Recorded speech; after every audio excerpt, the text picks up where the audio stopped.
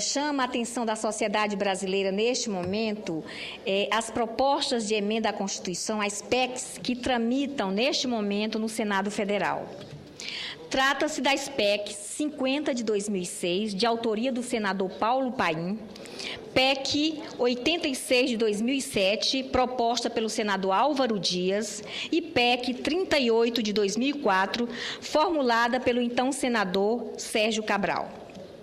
Todas estas PECs tratam do fim do voto secreto e estabelecem o voto aberto como princípio geral de importantes decisões legislativas, notadamente aquelas referentes aos processos de cassação de mandato parlamentar e de exame de vetos presidenciais. As PECs que estabelecem o voto aberto no legislativo brasileiro vêm à tona não por acaso.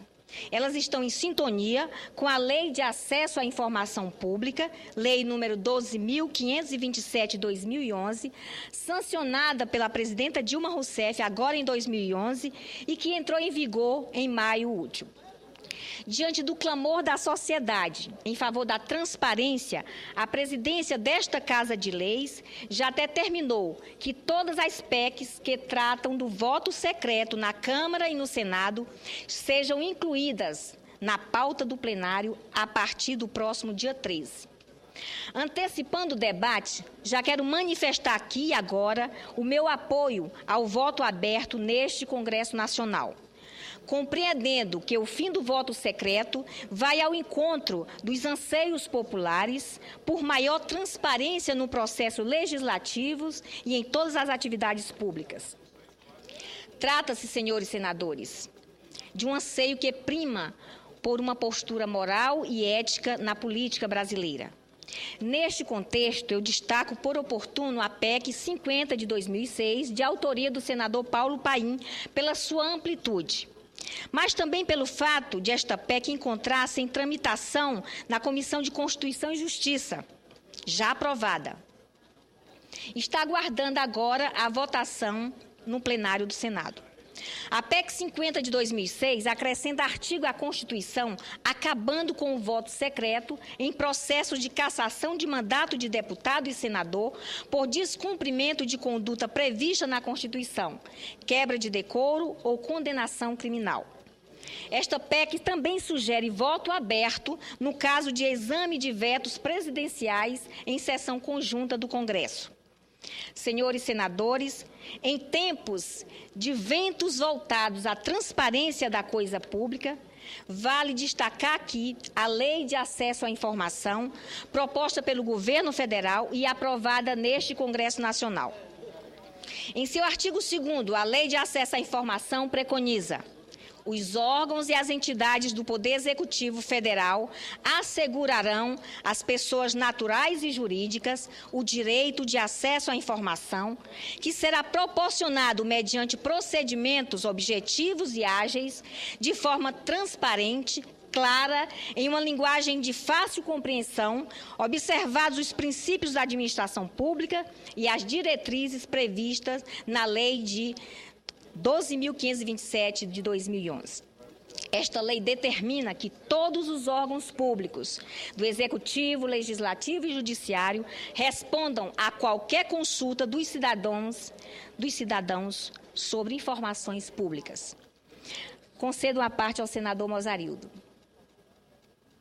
Senadora Ângela, eu quero comentar a parte do pronunciamento de Vossa Excelência que fala sobre a questão do voto aberto.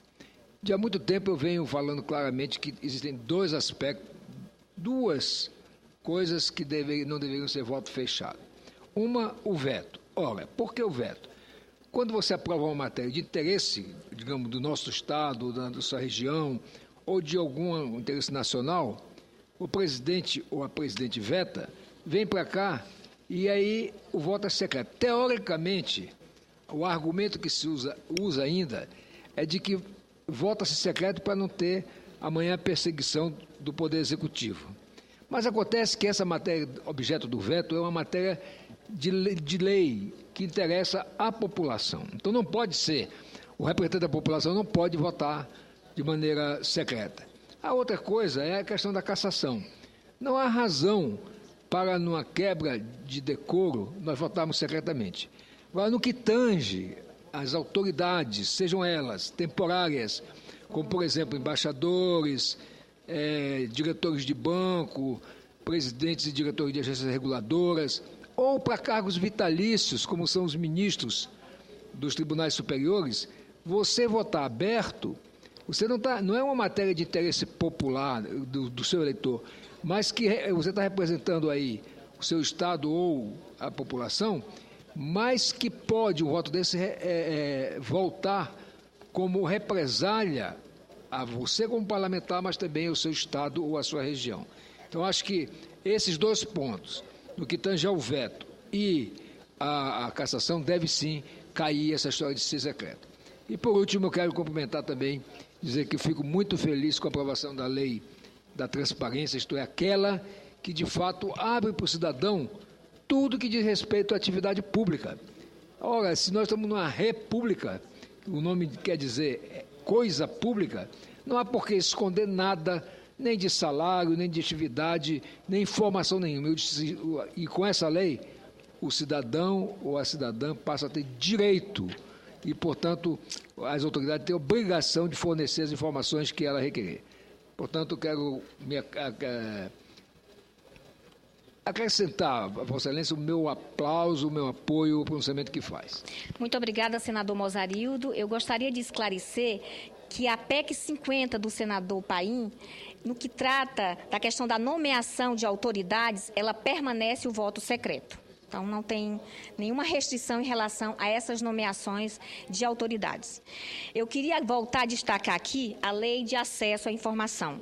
Considerada uma das mais avançadas do mundo, a nova lei transforma o conceito de transparência em direito efetivo do cidadão brasileiro em qualquer parte do país.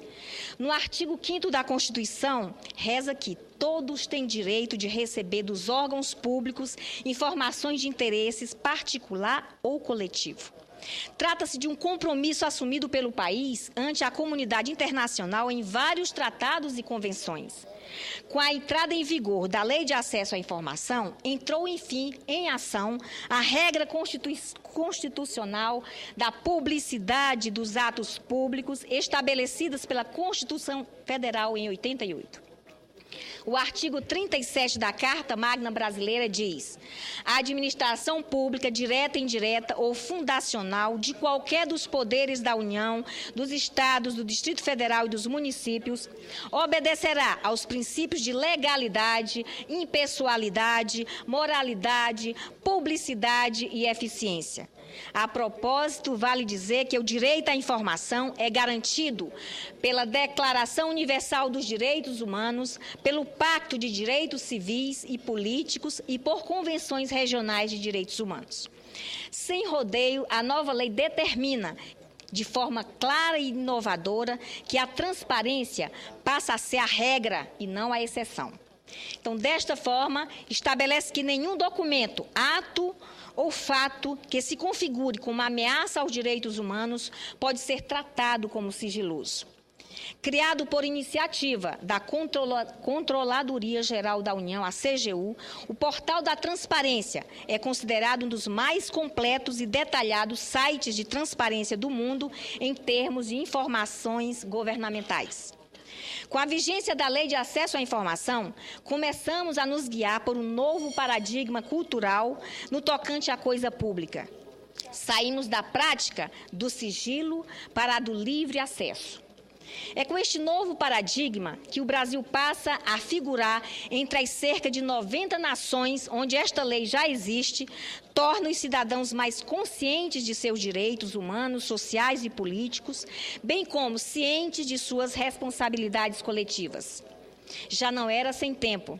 Logo no primeiro dia de vigência da nova lei, nada menos que 708 pedidos de informação foram registrados pelo Sistema Eletrônico do Sistema de Informação ao Cidadão, SIC, desenvolvido pela CGU com o fim de organizar e facilitar o processo. Os 708 pedidos foram dirigidos à Presidência da República, à CGU, ao Banco Central, ao Banco Nacional de Desenvolvimento Econômico e Social, BNDES, e aos Ministérios do Planejamento, Relações Exteriores, Saúde, Justiça, Educação e Fazenda, assim como a outros órgãos da esfera federal. Na sequência, em apenas 5 dias de funcionamento da Lei de Acesso à Informação Pública, o Poder Executivo recebeu 2.717 pedidos de informação. Em seu último balanço, divulgado na semana passada, a CGU informava ter registrado 4.262 pedidos no sistema online, tendo respondido 1.406 dele, algo em aproximadamente a 33% dos pleitos solicitados. O debate sobre a Lei de Acesso à Informação Pública foi iniciado em 2003. Agora, com a lei em vigor, de certo que as estruturas governamentais, federais, estaduais e municipais ainda estão passando por fase de adequação, treinamento e aperfeiçoamento para necessária ao cumprimento da lei.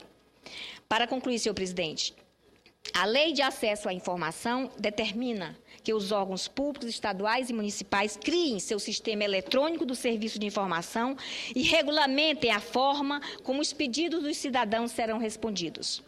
Mas se em alguns estados os portais criados ainda enfrentam problemas técnicos, em outros a lei que garante acesso à informação ainda sequer foi regulamentada. No meu estado de Roraima, a exemplo do que vem ocorrendo na maioria dos estados brasileiros, a Lei de Acesso à Informação Pública ainda está em fase de implantação por meio da Corregedoria Geral do Estado. As unidades da federação que ainda têm problemas para disponibilizar a informação ao cidadão precisam resolver logo seus impedimentos de forma a poderem garantir a efetividade da nova lei.